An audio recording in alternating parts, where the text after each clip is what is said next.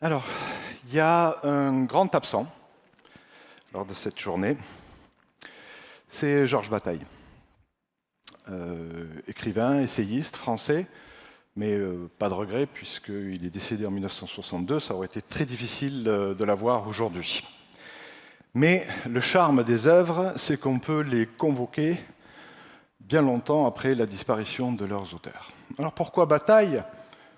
D'abord parce qu'il a explicitement écrit sur la souveraineté, et également sur la question de la dépense. Il s'intéresse la plupart du temps à l'économie sous un angle qui peut surprendre.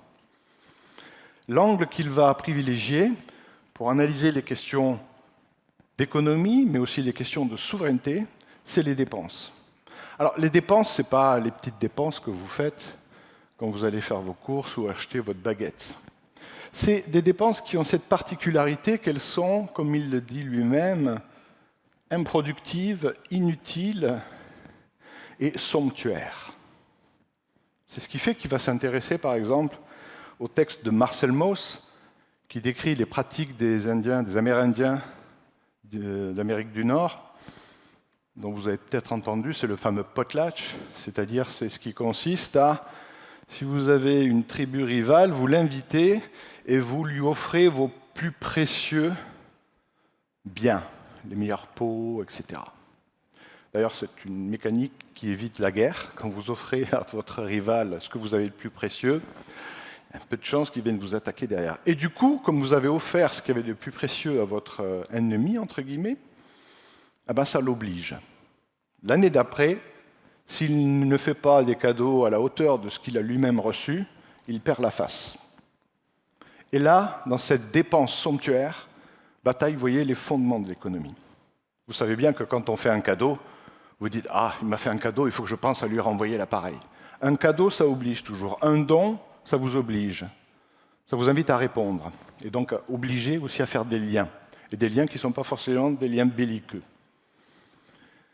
Puisqu'il s'est intéressé à la dépense somptuaire, inutile, etc., il s'est beaucoup intéressé au sacrifice, à commencer par le sacrifice d'Isaac. Quand vous sacrifiez ce qu'il y a de plus précieux, c'est quelque chose pour lui qui était un signe de souveraineté. Tu es prêt à sacrifier ton fils, alors tu reconnais ma souveraineté.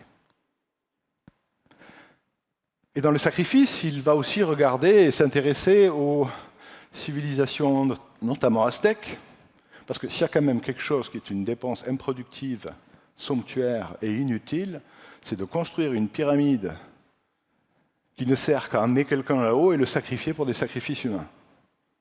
Ça, c'est quand même une forme de dépense somptuaire et improductive remarquable, et ça le fascinait. Et ce qu'il reconnaissait dans le sacrifice, c'est comme il le dit, c'est que le sacrifice n'est rien d'autre que la création de choses sacrées. Quand vous faites un sacrifice, vous créez du sacré. Vous savez que dans les questions de souveraineté, on l'a dit au début de la journée, c'est toujours où est-ce que je mets le curseur entre autonomie et hétéronomie. Et nos sociétés sont également dictées par une autre forme de polarité, une polarité qui serait celle entre précisément le sacré et le profane, qui est le contraire du sacré. Aujourd'hui, ce à quoi on assiste, notamment sur les réseaux sociaux, c'est une vaste entreprise de profanation. Plus rien n'est sacré. La liquidation du sacré nous rend fous. Nous sommes dans le règne du profane. Si on n'a pas de sacré, on ne peut pas vivre. Il faut retrouver ces enjeux du sacré, et c'est le message que nous adressait déjà Georges Bataille. Cette dépense somptuaire qui fait qu'on se sent souverain, à un moment donné, vous l'avez peut-être ressenti. À un moment donné, quand quelqu'un a dit « quoi qu'il en coûte », c'est vraiment un geste souverain. Après, on essaye de rattraper les wagons après coup, mais sur le coup, peut-être qu'on s'est tous sentis souverains ou représentés quand quelqu'un dit, et notamment le président de la République, « quoi qu'il en coûte ». Et puis peut-être que vous, à vos échelles, vous faites ce qu'on appelle des folies. En tout cas, je vous le souhaite. Les folies, c'était ces maisons de campagne, de villégiature, qu'on avait entre le XIVe et surtout le pic, ça a été au XIXe siècle, mais ça existe encore, des maisons s'appellent comme ça, des folies. C'est-à-dire que vous allez construire quelque chose dans un lieu où il n'y a personne, avec des styles architecturaux où vous vous faites plaisir parce qu'en Ile-de-France, vous n'avez pas les moyens ou ça serait mal vu, mais là, vous pouvez vous lâcher. Et puis, il y a un côté de dépenses qui sortent de l'ordinaire. Vous faites une folie. Alors, une folie, en fonction des bourses, ça peut être parce que j'ai acheté cette paire de chaussures, j'ai fait une folie, cette pièce de vêtements, ou je suis allé en vacances là. On a besoin de ces folies. C'est des petits plaisirs. S'ils n'existent pas, ces folies, ces dépenses qui sont inutiles, somptuaires, en fait, on perd un sentiment d'identité fondamentalement et un sentiment de souveraineté. Il y a également, ça c'est ce que je vous disais ce matin, pas de technologie, pas de souveraineté. Ce soir, je vous dis, pas de dépenses improductives, pas de souveraineté. Maintenant, quand on... Par exemple, vous êtes à l'USI, vous avez payé une place, je ne sais pas combien c'était, 1500, c'est quand même... Comment justifier ça?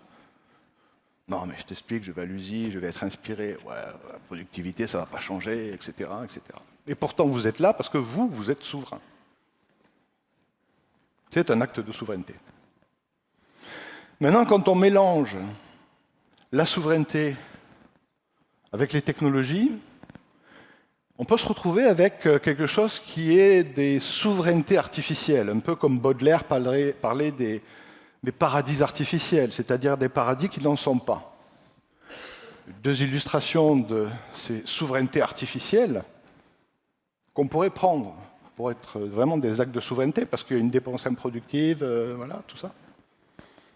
La première, c'est cette photo avec Mark Zuckerberg. Je peux vous dire que vous présentez ça à un anarchiste, il devient fou. Hein, est-ce que c'est une forme de souveraineté? Parce que là, il y a du somptuaire. Est-ce que c'est vraiment ça, une forme de souveraineté? Je pense que c'est une souveraineté artificielle. Parce que là, la technologie joue un rôle d'artifice, c'est-à-dire un rôle fallacieux dans la promesse de souveraineté. Et puis cette autre image, Elon Musk, qui envoie des voitures dans l'espace, ça, pour moi, cette image, c'est une image de profanation. Cette image de la Terre, vous savez, de ce lever de terre pris par les astronautes, qu'on a peut-être tous eu à un moment donné comme fond d'écran, ou qui devenait quelque chose de sacré. Et le mec, il envoie des voitures. Parce qu'il n'a aucun sens du sacré. Alors, on pourrait se dire, mais on ne peut pas faire marcher une société avec des dépenses somptuaires et sacrifier des hommes comme le faisaient les Aztèques, c'est quand même pas ça ce que tu proposes. Non, c'est pas ça, mais en même temps, quand on regarde notre trajectoire civilisationnelle aujourd'hui, Georges Bataille, s'il revenait, il nous dirait, regardez, toutes vos dépenses, petites dépenses rationnelles, elles conduisent à quoi? À un sacrifice civilisationnel total. Donc j'avais raison. À force de vouloir faire des dépenses rationnelles, utiles, productives, seule chose que vous amenez, c'est un sacrifice global et civilisationnel. La distinction entre autonomie et hétéronomie, la distinction entre sacré et profane. Une autre distinction que je voudrais mettre sur la table, la troisième, c'est celle que faisaient les Romains entre l'osium et le négocium, les Romains de la Rome antique. Ils distinguaient deux activités. Et aujourd'hui, c'est également le cas, on pourrait dire que vous avez tous deux typologies d'activités. Ce qui relève du négocium, les activités qui relèvent du négocium, qui a donné négoce en français, c'est votre activité professionnelle, votre affairement, ce qui fait que vous allez gagner votre vie, votre subsistance, d'une manière générale, quelle que soit votre activité, votre métier. C'est le temps du négocium. Mais j'ai besoin, à côté de ça, d'avoir le temps de l'osium, qui va devenir en français l'oisiveté. C'est quoi le temps de l'oisiveté? Alors, ce n'est pas un temps de farniente. C'est un temps où vous faites des choses pour vous. C'est un temps où vous êtes un amateur. C'est un temps où vous faites des choses, peut-être parce que vous êtes bon pour ça, mais ce n'est pas ça qui vous fait gagner votre vie. Mais vous avez besoin de vous investir dans cette activité-là. Ce qui rejoint les propos autour du logiciel libre et de l'investissement que certaines personnes peuvent avoir sur ces sujets. Et on sait que le logiciel libre a pas mal sauvé le monde. Je citais Linus Torvald, Linux tout à l'heure. Linus Torvald, dans ses déclarations, disait, vous savez, pour moi, Linux, c'était un hobby. Mais un hobby sérieux. Ah oui, c'est vraiment sérieux, parce que je le faisais comme un amateur, je m'y investissais, et c'était important. Et ce hobby sérieux est devenu ce qui règne aujourd'hui dans le négocium.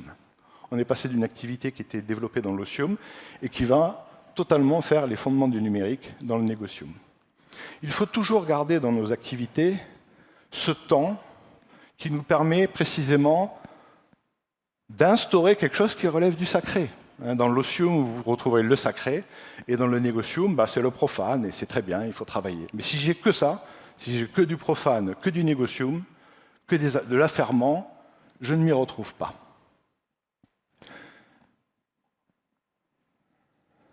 Dans le choix que nous avons fait de faire intervenir Thierry Marx comme dernier intervenant donc, de cette journée, plein de raisons. D'abord, vous avez tous vu la crise des agriculteurs, de l'alimentation, de l'agroalimentaire. Et peut-être qu'une des formes de souveraineté, ça commence par ce que l'on mange et par ce que l'on a dans nos assiettes. Et peut-être que certains de vous sont des cuisiniers, sont des amateurs de cuisine, c'est-à-dire que vous êtes dans des pratiques d'osium. Ce qu'il y a d'important, c'est du goût et la saveur. Et Dieu sait que Thierry Marx est une personne de goût et de saveur. Et pour le décrire, il y a plein de choses. Je pourrais dire Légion étrangère, Japon, aide à la jeunesse, entrepreneur. Bien évidemment, c'est celui qui a popularisé, en tout cas, une des figures de proue de la cuisine moléculaire, c'est-à-dire regarder les questions de science et de technique de la manière dont on cuisine, pour essayer de les revisiter. Je ne sais pas s'il le mentionnera, mais dans les échanges que nous avons pu avoir avec lui, il nous a rappelé que c'est lui qui avait fait les menus de Thomas Pesquet quand il était dans l'espace. Et il l'avait dit, c'est intéressant, parce qu'en faisant les menus pour Thomas Pesquet, vu la catastrophe civilisationnelle dans laquelle on va, peut-être que je fais les menus que tout le monde devra manger demain, parce qu'on sera dans des environnements qui sont très similaires à ce que vit Thomas Pesquet dans l'espace. Et puis il est aussi connu, bien évidemment, pour ses participations à des émissions de télévision. C'est un homme extraordinaire. Je vous remercie beaucoup d'être venu. Je vous demande d'accueillir Thierry Marx.